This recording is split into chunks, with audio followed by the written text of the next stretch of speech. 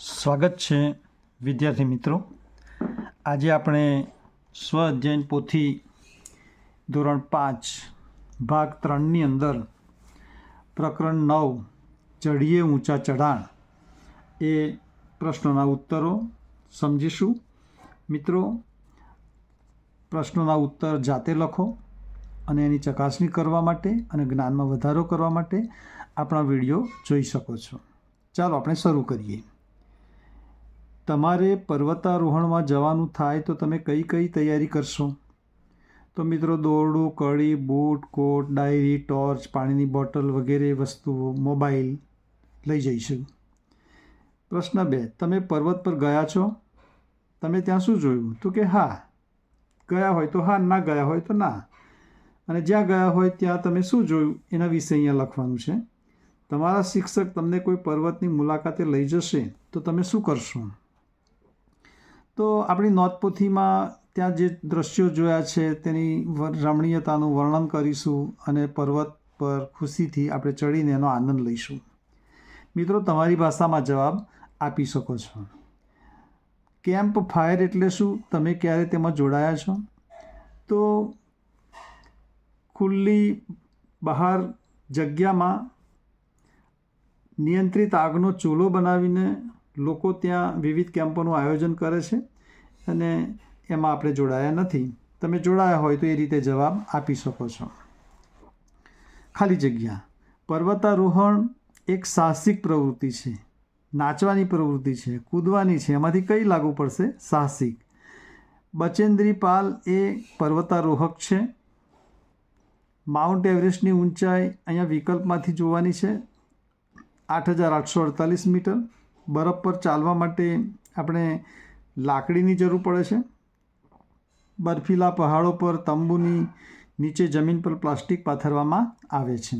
તો અહીંયા વિકલ્પો જે આપ્યા છે એમાંથી યોગ્ય આપણે જવાબ આપવાનો છે. પ્રશ્ન નંબર 3, ખરા ખોટા.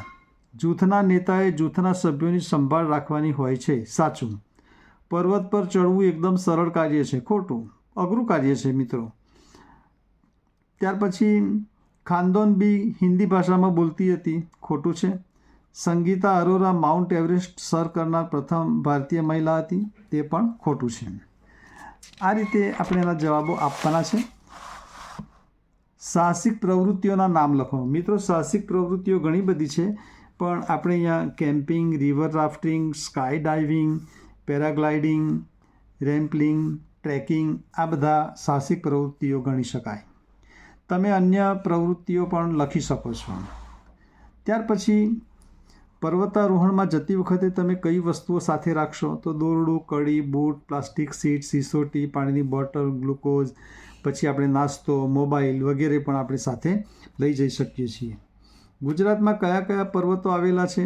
તો પાવાગઢ, ગિરનાર, ચોટીલા, દેવગઢ હિલ્સ, અરવલ્લી પર્વત, સાપુતારા, આ બધા પર્વતો આપણા ગુજરાતમાં આવેલા છે. પર્વતારોહણ દરમિયાન જૂથ નાયકની જવાબદારી શું? જૂથ નાયક એટલે જે લીડર છે એની શું જવાબદારી?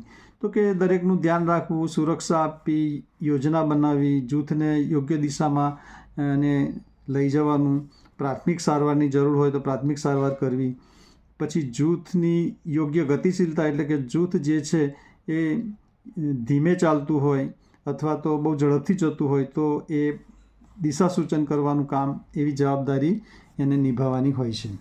પ્રશ્ન નંબર 7 જોઈએ મિત્રો. તો અહીંયા બ્રિગેડિયર એ શબ્દનો શું અર્થ?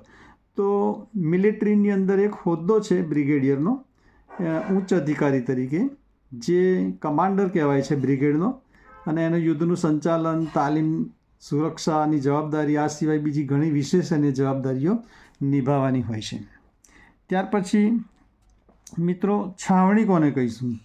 તો સેનાના સૈનિકો, રક્ષાદળો માટે અસ્થાયી વસવાટ, તાલીમની જગ્યા માટે બનાવેલ રહેઠાણ એટલે છાવણી. મિત્રો, જૂથ નાયક એટલે શું? તો કોઈ બી જૂથ હોય તો જૂથનો જે નેતા છે એને જૂથ નાયક કહેવામાં આવે છે. એને જૂથ નાયક કહેવામાં આવે છે. ત્યાર પછી પ્રશ્ન નંબર 4, મેખ એટલે શું?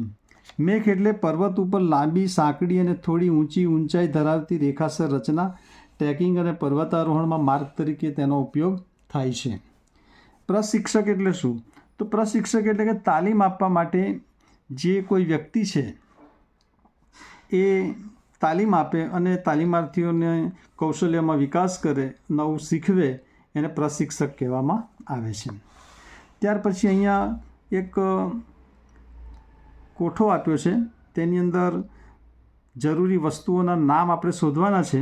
તો તમે અહીંયા શોધશો તો કડી, ટોર્ચ, ખોરાકના પડીકા, રૂમાલ, દોરડું, સાબુ, સિસોટી, પાણીની બોટલ, આ બધા શબ્દો એ પર્વતારોહણ દરમિયાન જરૂરી વસ્તુઓ છે અને એની અહીંયા આપણે મિત્રો યાદી બનાવી છે.